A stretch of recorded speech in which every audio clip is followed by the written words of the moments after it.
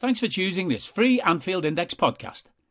If you'd prefer to listen to this or any of our other shows without adverts, then now's the time to check out Anfield Index Pro. With AI Pro, you can supercharge your entire listening experience. You'll not only get all of our podcasts without the ads, but you'll have them far faster with our quick publish feature available exclusively for subscribers. AI Pro also puts you in the heart of our sound studio, with an option to listen to many of our shows live and interact with the podcasters in real time as the shows are recording. Upgrading couldn't be easier. AI Pro is available on all popular podcast platforms, and we have our own apps for Apple and Android. Just head on over to AnfieldIndexPro.com and get started today. Podcasting to you from a field here in beautiful rural Ireland. I'm Trev Downey, and this is Molby On The Spot, your weekly chance, thanks to Anfield Index Pro, to hear the wit and wisdom of Liverpool and Denmark legend Jan Molby as we chat about all things Liverpool Football Club. So let's do it once again. Good evening, Jan. Good evening, Trevor. I hope you're well. I am, my friend. We have ourselves stuck in the middle of an incredibly hectic run here, and it started exactly as we'd hoped. Last time we spoke, we were looking forward to a couple of games. We've emerged from both of them with very creditable results and comparatively creditable performances, I think. And it's starting to look pretty rosy, if it didn't already, in the Champions League particular, which was the most recent one. And I think we'll start there because it's the one that's freshest in people's minds. And the Champions League results across the board over the couple of nights have been very, very interesting indeed. Thrown up a couple of stories, shall we say, a couple of very interesting things, and set up the second legs in a way that's very, very engaging for the observers, neutral and not. So there's a whole lot to talk about. We'll start with our own boys, who, you know, it was interesting doing the post-match show immediately afterwards. And you'd have to say, we absolutely, like, to use old-fashioned terms, absolutely trolleyed them in the first half. They had little or no recourse to get out. We were on top of them. It was good football. There were chances created. The match stats will bear this out. Yes, they had a little bit of a, purple patch seems a bit much at the start of the second half when they scored by dint of a mistake on our part and had a couple of attempts and maybe a little bit of spring in their step. There was a narrative then, Jan, that the substitutes were made and we regained control of the match. I have to say, I find that incredibly disingenuous. I think, again, statistics will prove that I'm probably right on that, because if anything, we started to cough up a bit more possession on the back of those substitutions. But something did happen over the course of the rest of the match. Perhaps just that quality began to tell. And really, when you think about this chances missed at the end, the tie could be absolutely what we hoped it would be, which is put to bed completely. I suppose it's still tantalizingly alive, considering the level of the performance. Just your overall take, and I know I've put a lot on the table there, but just your overall take on the showing and what you think the status of the tie is at this age as we're looking forward to the second leg at Anfield. But don't you think, Trevor, when people go to watch football, there's a lot of people who now try to see something that isn't really there. You know, I find that with a lot of people, they talk about things and you go, okay, I didn't see that, might have happened, but the way I saw the game, that isn't important. So hence the reason we're talking about the second half and the way that you listen to people and the way that a lot of people saw that different. Totally agree. I don't think anyone can be in any doubt about the first half. Totally dominates, only going one way, possibly another couple of goals in it in the first half. I particularly like the Mo Salah chance where Alexander-Arnold plays it over the top. Van Dijk plays it to him, and he looks like he's in a bit of trouble, Trent, doesn't he? And he comes towards the ball, and he just lets it run between his legs, turns it, and he plays that fucking first-time pass over the top from Mo to being clean. Beautiful football, Trevor. That it's a bit like, notice the third goal we scored, Naby Keita's pass, and I went, yeah, what a great pass. That's my type of pass into space. And then the shine was taken off a little bit when we saw that he took a slight deflection, but nevertheless. So where are we at with the tie? So the 4 quarter-final ties, 2 of them actually ended up with the away team winning 3-1. That was us and Real Madrid. Now our tie is over. I'm not 100% convinced that the Real Madrid-Chelsea tie is over. I still think Chelsea's a better team than Madrid. Whether they can show it, I don't know. So I think Klopp got everything he wanted from that game. Absolutely everything he wanted from that game. I thought he was very sort of gracious in defeat. He talked him up and he talked up the atmosphere. But then also, and he waited a while to say this, he said, we should have scored more goals. And I think he's right. It could have easily been 5. So in terms of the second leg, there's every chance that the second leg might be a bit like Inter Milan, because we've done the job in Milan for that one, and we came back and we lost 1. Every chance that this might be a bit the same. We don't have to win the game. I don't feel they've got enough quality to really hurt us. So, job done. I mean, never get overconfident, whatever, but we are so far ahead of Benfica that even should they get a goal and it starts a little bit shaky and nervy, I just don't see it. Yeah, it's hard to picture an outing where, as you say, even if they do manage to score a goal or 2, that we don't manage to respond ourselves.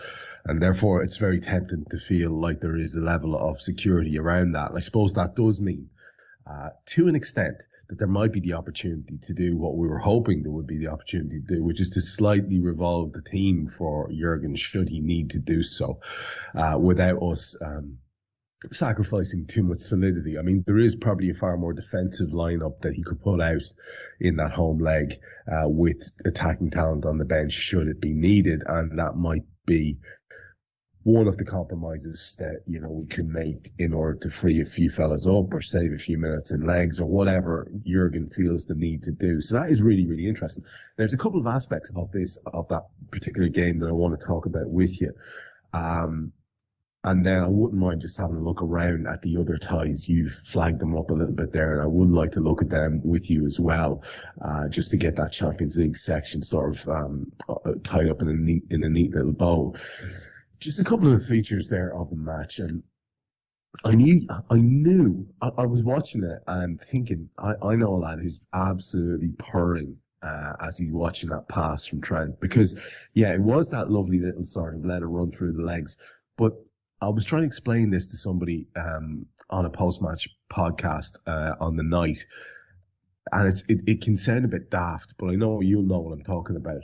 When you see someone who's just genuinely gifted at the game, they have a way of striking the ball. It's a little bit different to everybody else, and I think Trent Alexander-Arnold has that. It's the way that he strikes that ball naturally. He just has a feel for how to hit the ball and where to hit the ball. It's, you know, like a top-notch golfer. It's about feel. And that pass is outrageous. Like, let's be honest, the pass that sets up the Diaz header, that he cushions, that's outrageous. That's an outrageous pass. It's just beautifully weighted. But that one to Mo, if he could have finished it, would probably be on, like, it would be in my all-time greatest passes I've ever seen, because of the way it died in front of the kid as he's running in towards goal as well. Obviously, you know, our man has got tremendous control. But Jesus, Jan, I mean, he's in a different league, this kid. He really is. I mean, again, when I was going on and on about the technique, my colleague Dave on the show was saying, well, you know, prompted him to say, well, this guy could be actually the best homegrown Liverpool player that we ever have. He's certainly on course to have potentially and hopefully a more stellar and trophy-laden career than Steven Gerrard. I mean, it's not too much to be talking about this lad in this respect, is it? No, it doesn't look that way. And I'm not about to suggest he's going to get even better, and he doesn't have to be. But what I will suggest is that the level he's playing now, he could easily find himself at that level for a number of years. And if you're then still in any doubt, there will be stats to back up every doubt you might have, because his stats, if he continues the way he is, will just be beyond belief, isn't it? But there will be people watching that game who wouldn't even have noticed that pass as being anything other than just a forward pass. But he's right. I mean, the way he starts, let's not forget he's got his back to play where Mo is, and he lets it run through his legs and he turns, and instantly he's seen it. He's got the right club out the bag. He's ready to play that. And it's one of those passes where you go, listen, Mo, you don't have to do anything other than put it in the back of the net. Because it's going to be right there. It's going to be right in your stride. And it's going to be set up right in your correct strides. All you do is strike it. Unfortunately, you hit the goalkeeper, isn't it? But yeah, it's things like that, Trevor, that, and it sounds, we've got to be careful what we're saying, but the people who miss that, the people who don't see the beauty in that like we do, they are missing something, Trevor. I'm not suggesting they're not football fans, but they're missing some of the finer points. It's a bit like sometimes when you have a glass of wine and people go, I don't get it. It's a bit like this, isn't it? What is so special about this? It's almost impossible to explain, but if you're not convinced, have a look again. Sit back in your chair, have a look again and go, and tell me that wasn't sensational. It's just a treat to be able to watch someone who can do it. And, again, it's an underrated part of the game. And, you know what's really interesting is the guy who's on the receiving end of that pass. We've seen him. He's hugely underrated for his passing ability as well, Mo Salah, because people just think about him taking shots on when maybe they're not really on because, selfish Mo Salah, et cetera. But, he's another fellow with a great eye for a pass. And now we've got Thiago as well, who, even your bog standard commentator pundits on the various satellite channels can see what a wonderful technician Thiago is. So it's just a joy to be able to watch this team. We can play at 100 miles an hour, or we can have a lad who can either play a no-look pass around the corner. Bobby Firmino's been doing it for years, or take their time, put their foot through it, swing it from outside to in, hit it with fade, hit it with curl, whatever it happens to be. It's just something, as you say, it's another aspect to revel in as a Liverpool supporter at the moment. And I agree with you. I echo exactly what you're saying. I hope people are able to do that and take joy from it, because there was nothing but the same old debates after the last two games from what I could see. Just the same old crap. People with the same old hobby horses and not have enough celebration of the good stuff. And to lean into a little bit of we had the whole Mo's a bit off form, isn't he, at the moment chat as well. And we were doing it live, and in the discussion that was forming as we were doing the show, we could watch it on Discord. There were lads who were maybe not quite getting what we were saying, and they were trying to defend Mo Salah and say that he's actually, he's just been a bit unlucky and all that kind of stuff. And nobody's saying Mo Salah is suddenly a bad player, but the things that he is like world class at just aren't coming off for him in the way that they had been doing. And they had been doing at a rate that was probably unsustainable, if we're being honest yet. So with all that in mind, and realizing that, he's probably nigh on undroppable anyway, but, there is a situation where you could mix and match if you had to now, because of how good Luis Diaz is, because of how effective Diogo Jota is, because Bobby Firmino can come in and do bits, and we know that Sadio Mane is a world-class footballer. So I'm looking at this game against City now, the weekend, and is there any scenario at all where you think, well, actually, there might be the most effective front line we could pull out might not actually feature Mo Salah? Is that even possible in your way of viewing things at the moment? Not at the moment, Trevor.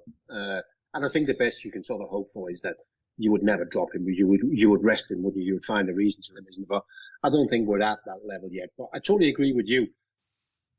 Especially at the start of the season, he did things, Mo Salah, where I went, this can't continue. And that wasn't just scoring goals, but it was some of his passes and whatever. And I'm going, this cannot continue. And it hasn't. And that doesn't mean all of a sudden that there's a loss of form or whatever. It's just that you sometimes you go a level above what you're capable of doing over the longer period. And that's where he ended up. He is still what he is. He's a handful. So Sunday at the Etihad, he plays all day long. And the big games we got left, I think he plays in most of them. He might get a rest against Benfica in the week, isn't it? But at the Etihad on Sunday, he starts absolutely 100%. Now, you mentioned we'll leave the Reds Champions League game to one side then, and we'll go back in a minute and have a look at and speak about the most recent league outing.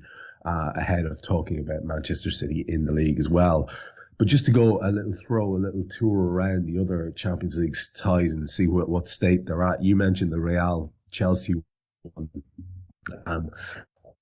Every intention of getting a look at it, but there are about a million things that I'm juggling at the moment with family, so I missed the game. And just looking at the statistics afterwards, it seems as if Chelsea had quite a lot of attempts, but 5 each on target on the night, from which Real managed to convert 3. I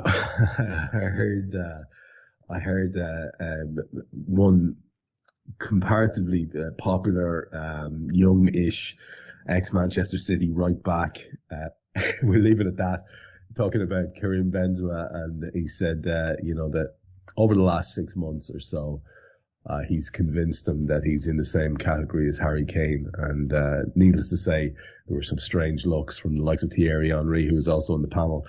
But this Benzema lad is in the form of his life for what appears to be a long, long time now. And incredibly effective for them if they have 5 attempts on target and 3 of them are goals for him. Do you seem to be suggesting though that ties a little bit more in the balance, despite the fact that Real Madrid went away and won 3-1. I know the away goals thing doesn't count, but that is an impressive result nonetheless. What are you basing that on? Is it because, like I said, I can see here that Chelsea had about 60% of the ball and did have 20 attempts on goal? Is it that they had probably more of a share of the game than their score reflects? Yeah, and I think they had some. I think they had some chances. Lukaku's missed a really good header. Kai Havertz has missed a chance. Mason Mount has been very unlucky with a shot from distance, and then they made some individual errors that you probably don't expect Chelsea to make again. And also, I saw Real Madrid in the previous 2 games against Paris Saint-Germain, and I wasn't overly impressed. But they played well at Stamford Bridge, take nothing away from them. But I'm not just 100%. I'm convinced the Liverpool tie is over, but I'm not 100% convinced about this one. I still think Chelsea's got something to say in this tie. So it'll be interesting. Benzema, great play. I mean, what makes this hat-trick so special is the first goal. The first headed goal is absolutely wonderful, Trevor. So good luck to them, Mr. But no, I still think that tie. Thomas Tuchel is saying no, but I still think it's open. I mean, they got it wrong defensively in the first half, but they put it right in the second half. They'll probably start the same way. And so this is still a game to watch for. I'm looking forward to it. You look at that Real side, like Chelsea, we've spoken about before. You look at that Real side, and the midfield is pretty much the midfield that's been there for a while. And I'm looking at the bench, and they have, obviously, it's Real Madrid. They still have some talent to take off that bench, but it's not maybe just as deep a squad as it has been. Gareth Bale is a little bit of a waning force. I think that's fair enough to say. Dani Ceballos is whatever he is. And Eduardo Camavinga was the other man who came on the night. I think Nacho too. And they have the likes of Dani Carvajal, who's been around, and Militao and Alaba there as well. I'm not convinced of either of the 2 attackers either side of Benzema as being in that classic world-class level that they've had there before. So, I mean, you're looking at that and you're thinking, okay, well, if that is the case, maybe they're not just quite as invincible as they were before. Maybe actually they might be, despite the fact that, as you said, it was a hell of a result and he's a hell of a striker. They might be, you can't help yourself having one eye on what's to come. So maybe not quite as terrifying as they have been in the past. Although, as you said before in this show, Real Madrid in a final is a different thing altogether, different beast altogether. And just if we can continue on then with the Champions League results, the other ties are interestingly positioned, to say the least. They're both at 1-0. Villarreal had a 1-0 home win over Bayern. And I really found this one to be very interesting. As you might expect, very similar sort of level of things. Stats-wise, Bayern again had the dominance that Chelsea seemed to have in terms of possession and attempts. But that one goal early on from Danjuma has them, like I say, 1-0 up going into the second leg at Munich. I don't know, again, whether that was in any way reflective. You can only tell so much from the match stats. But what I found interesting was to have a look at the lineups on the night and the comparative difference in the depths of the squad. And if Real Madrid aren't looking as deep squad wise as they used to, Jesus Christ, that Bayern bench certainly has that whiff of being impressive. Again, not its all-time great squad depth, but not too bad either when you can take on the likes of Sané and Goretzka and Nicolas Süle. And they also had Marcel Sabitzer there as well. Not too bad, but it's their starting lineup, is very, very impressive. It's a very strong team that they can put out now. Strength all the way through it, even if there are one or two getting into that veteran category at this stage, notably their front two. From what you've seen of this, not many people would have predicted that Villarreal would have a ghost of a chance over two legs. Do you reckon that in the second leg, the stats will be borne out in goals and that Bayern will have enough to get past them? They should have. Well, I think the first game is a fair reflection of the way that Villarreal's manager, Unai Emery, who we know from his time at Arsenal and prior to that he was at Paris Saint-Germain, how he wants to play. He's very good at organising his teams.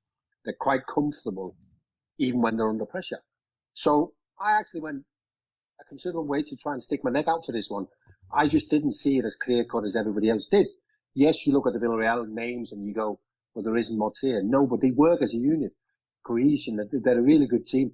Having said all of that, there's every chance that Bayern Munich might beat them 4 or 5 in the return, because they've got that kind of firepower. They've got them, and if what you stick on the pitch to start with doesn't work, then they can bring them off the bench. The only thing I will say about Bayern Munich is slight warning. I don't think things are as well as they have been. I think there's a bit of uncertainty around the way that Nagelsmann wants to play, and the players are not happy, and it's a bit too open. They're giving away too many chances, even in their Bundesliga games, that they're winning most of them, but they're not happy with the way they're playing. So a bit like the Real Madrid game, keep an eye on this one, Trevor. I'm just not sure it could be very clear, but I'm not sure they will be. Very interesting, very interesting. I certainly will be keeping a close eye on that second leg and hopefully get to see a lot more of the football. And then the last tie was actually my mate is a huge City fan that I work with. He took, along with a few colleagues, a scatter of young lads from our school over to see it, and thankfully they got the result that they wanted, at least, because I'd say it would have been a grim enough trip. I think they went over early in the day, travel on the ferry, and we're travelling through the night back. Not my idea of a lovely little trip away at all, I'd have to say. I happily left that to him. But City, to be fair to them, seemed to very much dominate that game. If you look purely at match stats again, and because of the week I've had, same excuse, didn't get to see it. But when you see Atletico Madrid fail to register a shot, and never mind a shot on target, not a shot, and have only 30% of the ball, I'm going to put it out there that they must have been quite heavily dominated. Only 15 attempts from City and only 2 of them on target. So, I mean, most of this game must have been played in the midfield or something, wasn't it? I mean, it's really strange. So I didn't see your friend and the kids there because I was there, Trevor. I did the game for Danish TV. It was a typical Atletico Madrid performance. They played 5 in the back, 5 in midfield, nobody up front. They close down all the space. They don't allow you to play in between the lines. And City, I generally think it's hard to get yourself prepared for the game like that. Because it's hard to get tempo into the game. The stadium itself, Manchester City, I've been there to many Champions League games. They're just not a Champions League club at the moment. There's no atmosphere. There was no buzz, so it was difficult. But you could see the importance. Pep Guardiola was desperate for that one goal. I mean, you kind of go 1-0, is not a big deal, but it is a big deal when you play Atletico Madrid. Because if you don't get that goal, going there makes it really tough. So that was important for them to get that. Yeah, I mean, no, you mentioned no shots, no corners, no real attacking intent. I think Burnley would have dominated Atletico Madrid. But having said that, they weren't as bad as I've seen them on other occasions. But yeah, I mean, if you have a choice, Trevor, you would never ever pay to watch them play. Does that mean then, based on what you saw, and you got like you say, you got to see them up close and personal?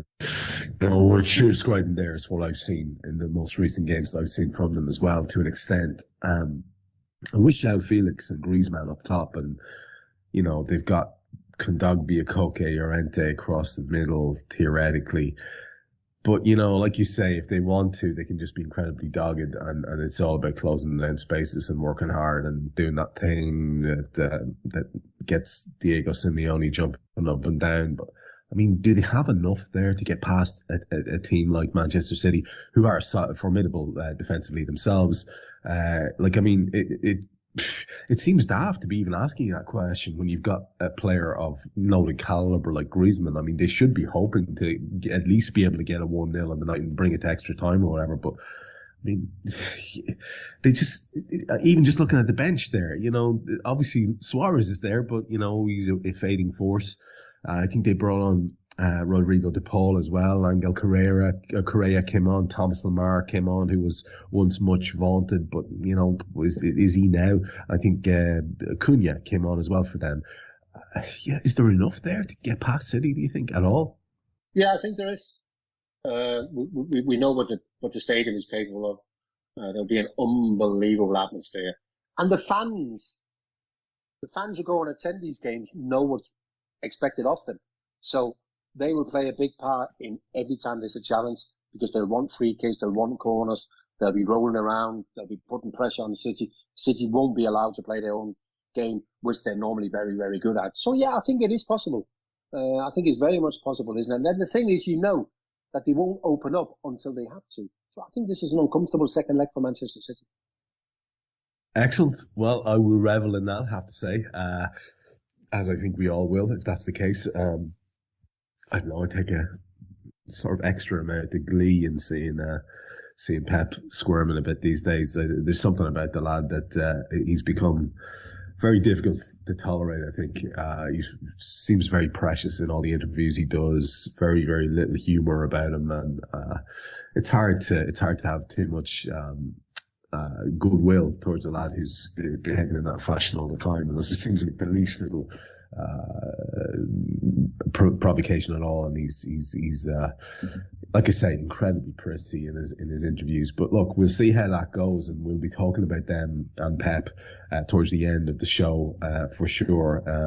Before we finish, because is looming on the horizon. But we have one more game to look back on that I would like to get your take on as well. And probably, to be fair, a tighter game than we'd have liked.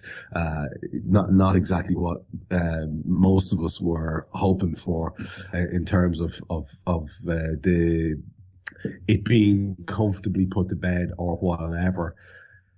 Talk to me a little bit about that most recent outing in the league. What did you make of that? A 2-0 win in the end, but it was uncomfortably tight, I think, in a way that most people were a bit uncomfortable with. What did you think of that performance? I remember being a little bit impatient with some of the moaning afterwards, because you'll know this as a man who's been part of title-winning marches.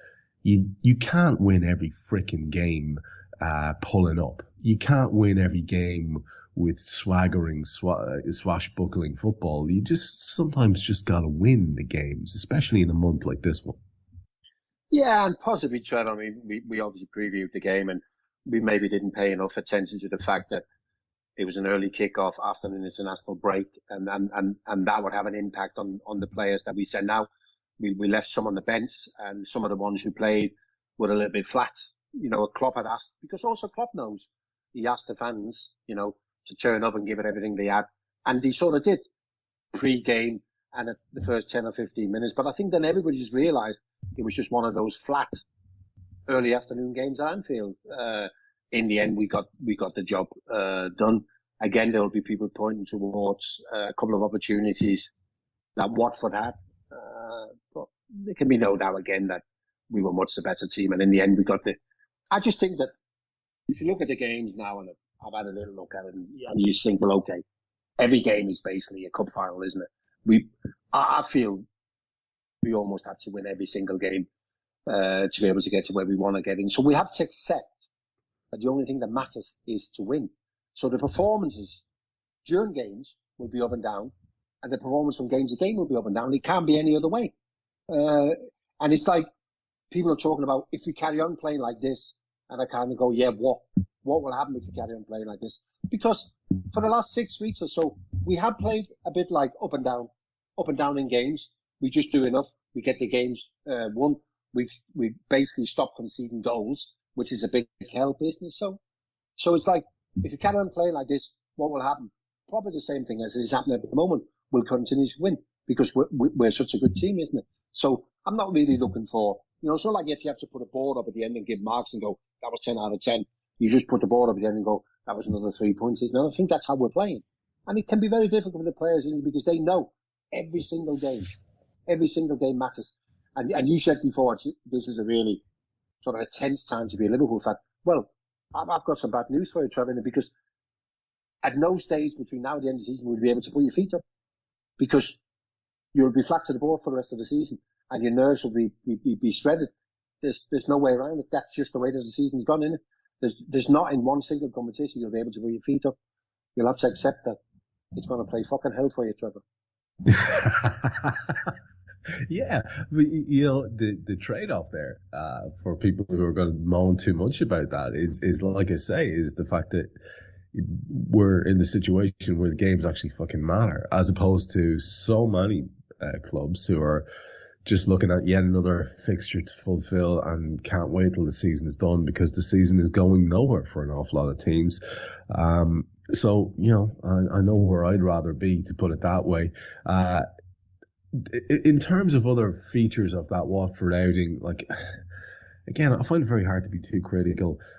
There's going to be, and, I was kind of taking the piss today on my own Twitter feed about, these endless debates about who should be doing what in terms of personnel. And there's never been in my time supporting the club more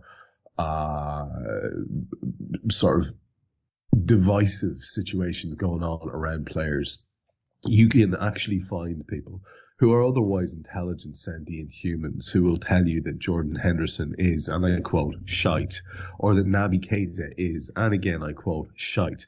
And there's literally no intelligence to that summary, and people seem to buy into, pick a team. I'm Team Henderson, or I'm Team Keita, or whatever it happens to be.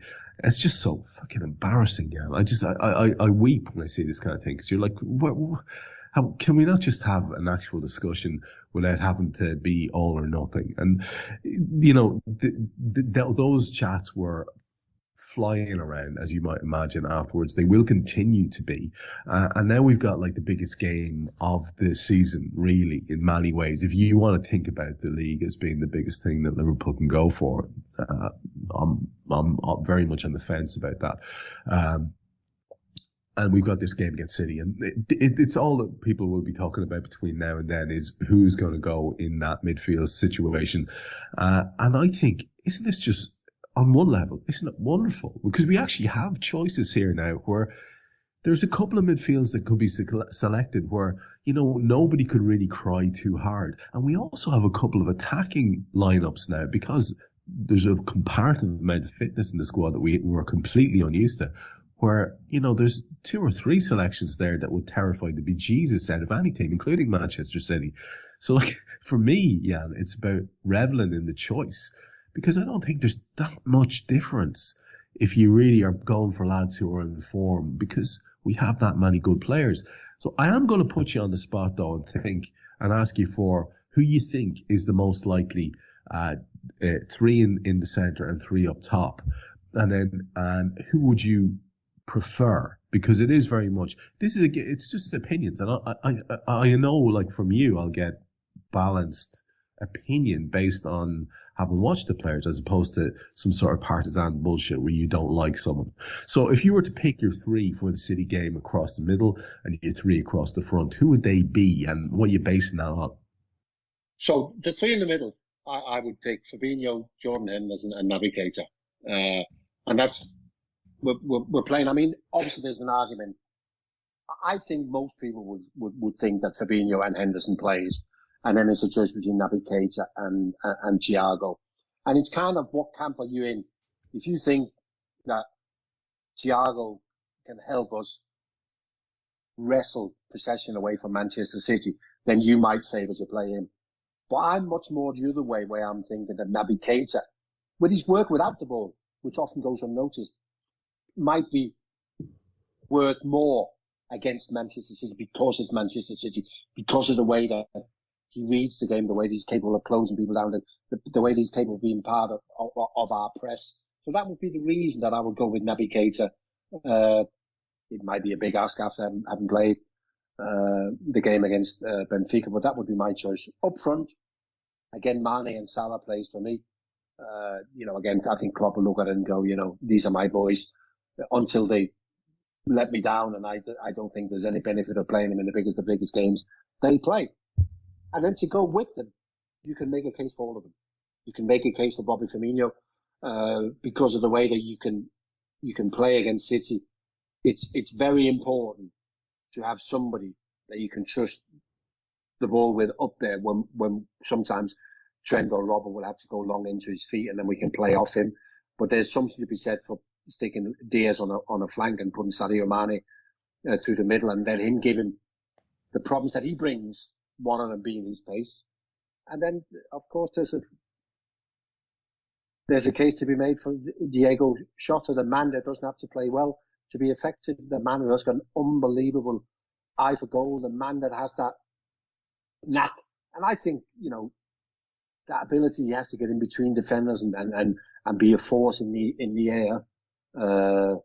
So it's tricky, and so I would actually go with Salah on the right, Mane on the left, and Jota through the middle. But I'm not sure that's how Jurgen will go. Yeah, it really is exciting, and that's where I wanted to go with to get your feel for who you'd like to go with, because then the next question is who's most likely, and I think Jurgen has sort of proved over time that if he has his squad fit there, he's probably likely to go with Fab, Thiago, and Henderson. Whether or not Naby Keita's played his way in now or not is another one, and that's what I'm saying. That's where the joy comes in, because there are a couple of people who can come in, but I think outside of that bundle of four, some people would start to say then there's a little bit of a fall off perhaps in terms of impact in really massive games to the likes who can come in after that. So whether it's Jimmy Miller or Curtis Jones, or do you give the kid Elliott a go, that kind of thing, that's when perhaps, and obviously Oxden the next tier down, so that's perhaps where it starts to worry people a little bit when you go outside of those four. But I think within those four, people are going to be comparatively happy. That's very similar up top, isn't it? And is there an argument to be made that Klopp will go for the tried and trusted Bobby Firmino again when it comes to, like you say, retention of possession and playing between the lines and the ability to see something clever and a little bit of link-up play. And then there's Luis Diaz, who's banging form. Jota, who you mentioned, is ridiculously effective. I want to just stop there for a second, because I'm looking at Diogo Jota, and I know you'll know what I'm talking about here. I'm watching him play, especially the last two games. He really took it to a new level. He does this thing, and I can't actually remember too many previous Liverpool footballers who do this. I think Craig Johnson used to do it a bit, but maybe he had a little bit more finesse about him. But Jota's style of attack is, he puts his fucking head down, Jan, and he runs in straight lines. And he might just arc his run slightly, but he's running at absolute top speed, and he seems to be able to hold off defenders until, maybe right at the death. But it's a remarkable old-fashioned, quite agricultural way he has of driving at defences. I have to say, I kind of like it. I think a lot of people like it, Trevor. And it can be sometimes frustrating, isn't it? Because we talk about all the qualities that he has, and we kind of find it difficult to put him in a box or to find other players you can compare him with. Because it's like, what is his actual strength, and what are his weaknesses? And you kind of go, well, I think it's all a bit the same, isn't he? He's very good at everything, probably not outstanding at anything. Otherwise, you said maybe the goals in it, but maybe he needs to score 25 goals a year to be classed as being outstanding as a goal scorer. But he's just got a little bit of everything, isn't he? He's so very difficult for us sitting in front of the TV or in the stands to sort of get a hold on how he plays. So you can imagine what it's like for people to try and play against him, isn't it? Because he is very unconventional, isn't it? There's no doubt that Klopp is thinking, I want to play all five of them. Now, Liverpool fans might say, well, Bobby Firmino of late hasn't played well enough to get a starting berth. But I think Klopp will think, but it's City and it's just made for Bobby, isn't it? So I think Klopp is thinking, I want to play all five of them. That'll be his starting point. He goes, okay, I want to play all five of them. And then he's got to find reasons why not to play two of them. And he's got to go through that lesson. He's going to go, well, okay, what does he give? What does he give? What do we need? And that's how he'll end up with who he's going to play with, isn't it? But there's no doubt. It was only a couple of years ago we played all four. You remember when we went up there, we kind of played a 4-2-4, and for 25 minutes they didn't have a fucking clue what we were doing. But then they settled down and then they took over. But certainly for the 25, 30 minutes where those front four caused havoc, isn't it? He won't do that again. I'm absolutely convinced he'd love to play all five of them.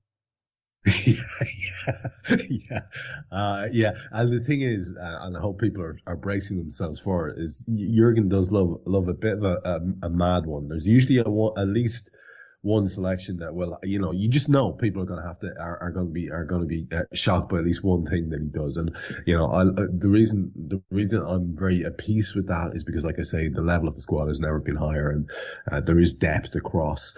We do have to start to narrow our focus a little bit onto the challenges ahead of the Reds over the next while. And obviously the first up is City, and we're going to talk about that now for the last part of the show. But we'll come out of that and into the second leg against Benfica. We've kind of spoken about that. That'll be on the Wednesday, and I guess you and I will do our show again on a Thursday. So we'll have those two games to talk about. So at the end, we've kind of spoken a little bit about Benfica at this stage and the nature of that tie. So we don't need to go into any great depth except to get a prediction from you at the end. So let's take the time that we have then to look at City. And look, I heard somebody say about the run-in that they have and how, someone's trying to sell me on the fact that Liverpool's run-in was preferable to City's, and I wasn't buying it. I'll be honest here, I wasn't buying it. It's very hard to see too many teams putting anything up to City at all. But in their most recent outings, it's interesting to look at what they've looked like. Obviously, we know City are going to dominate possession and probably opportunities created and all the rest of it. That's just going to be the pattern of any Manchester City game against any opposition, really, if we're being perfectly honest. And in their recent 0-0, which was the last sort of disappointing result that they had against Crystal Palace, that was the lineup that evening was Laporte and Stones, Walker and Cancelo.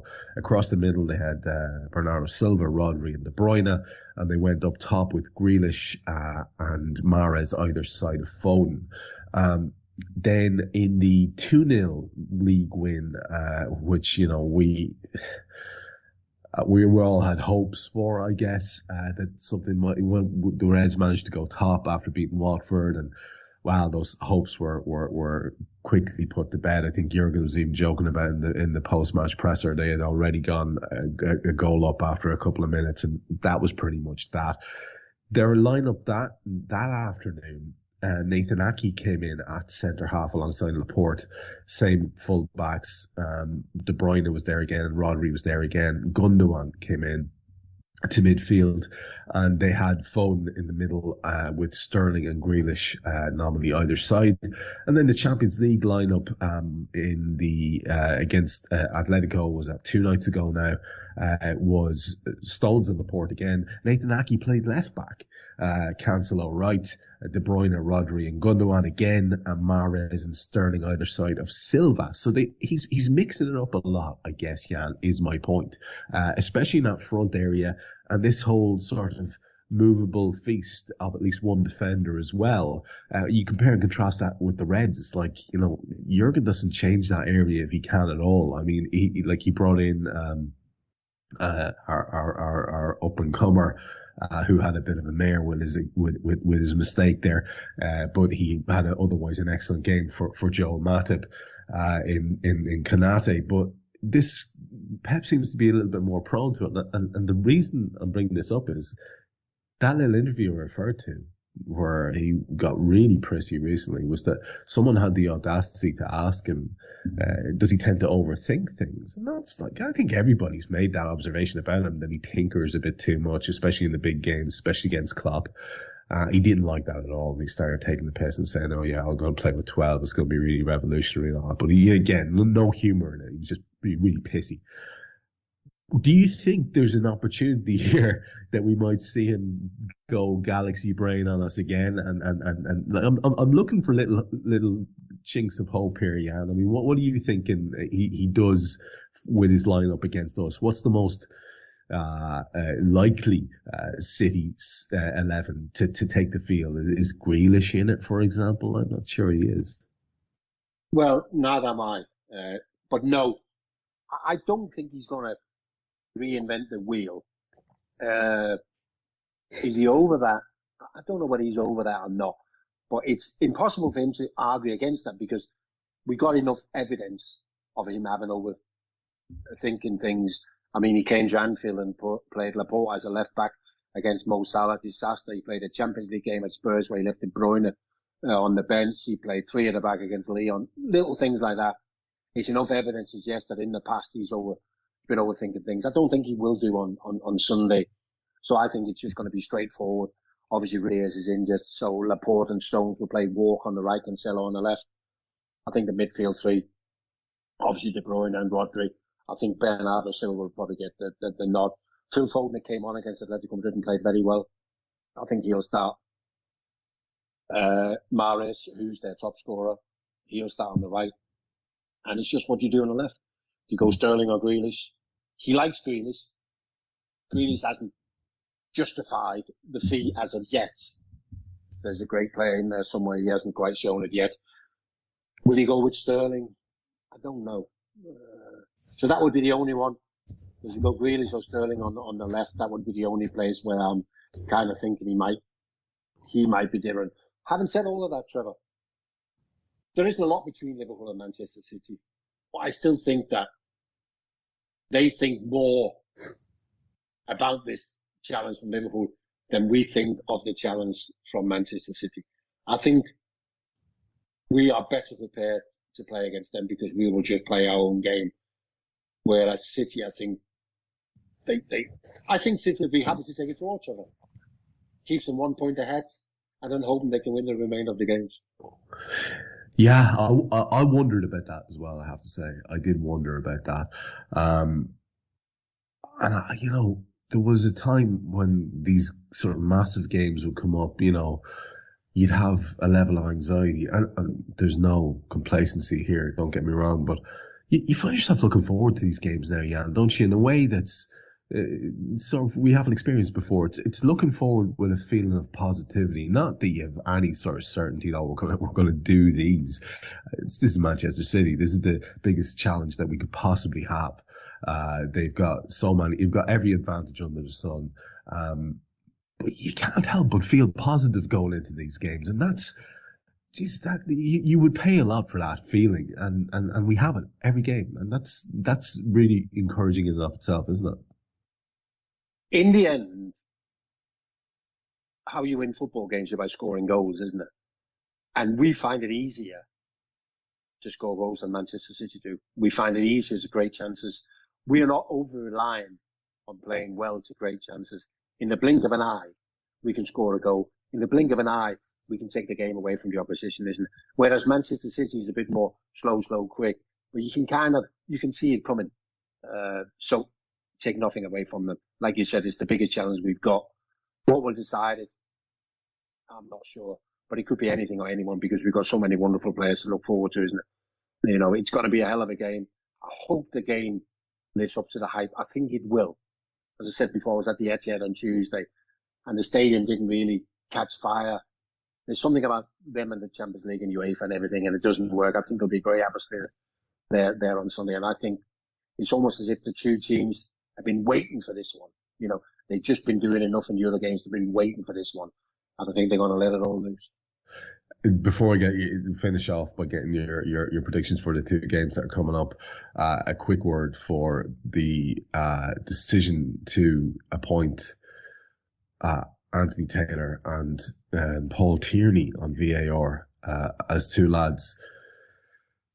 I think both of them actually are from Manchester vicinity, unless I'm very much mistaken. And Tierney has a terrible, particularly awful record in terms of giving decisions over the course of this campaign that have favoured City and not favoured Liverpool. That's the big fear, isn't it? That the game is decided by one of those lads having a bit of a mare. Please, no, Trevor. I mean, the Premier couldn't live with that. The Premier League worldwide couldn't live with that, could they? You know, they got to get it right, haven't they? They have to get it right. I mean, at the moment, I'm aware of who the main men in charge are going to be, isn't it? You know, and we take it that they're going to do the utmost and they're going to get it absolutely right. And when we do this show next, we won't be talking about refereeing influence the game, because what a shame that would be. I mean, it's very rarely you get games like this, isn't it? And for it being so late in the season as well, you know. I mean, people always talk about Barcelona and Real Madrid and whatever, but this is a game where everything's on the line, isn't it, Trevor? You know, and also it will bear an impact on what happens the following week when we play them in the semi-final, the FA Cup, whatever, isn't it? So please, you know, there's a little sort of prayer to the referees, isn't it? You know, I mean, bring your A game. Bring your A game. Yeah. Oh God, 100%. I agree with you. Let's just hope that that is not even a topic conversation at all. Right. Let's wrap it up. Looking ahead to those two games, they just keep getting bigger and bigger because we have to get past Benfica now, having set ourselves up so nicely. Anything else is unthinkable at this stage, which is in and of itself its own pressure. And we do have to get something out of this City game, you feel, even if it is the draw that you thought they might be quite happy with. How do you see both of them going again? So if we take the three best teams in the Premier League over the season, Manchester City, Chelsea and Liverpool, those three teams have played 6 games between them in all competitions, 5 Premier League games and the Carabao Cup. The scoreline between the two of them is 6-6 over the 6 games. There's been 4 draws, and that's where I'm heading.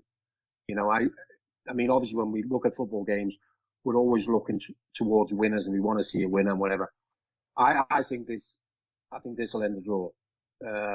I still think we'll win the league, but I think this might end the draw. And I wouldn't be surprised if the thing with City will have their periods where they can quite easily hurt us. Sometimes when we play against lesser teams in the opposition's periods, they can't really hurt us. But City are quite capable, so I think it might end the draw, Trevor. Benfica, I think we'll rest a few, but I still think we'll have more than enough to beat them. They'll be forced to play an open game. So City, Liverpool, a draw, 1-1, 2-2. I'm not sure. Liverpool, Benfica, 2-0 Liverpool. I think a lot of people would bite your hand off for both of those, the way things are currently standing. I'm just going to go ahead and be hopeful that maybe we can pick out the 2 wins, because I am famously greedy and I do want all the trophies. So let's just hope that is the case. And Jan, it's been a pleasure chatting to you again.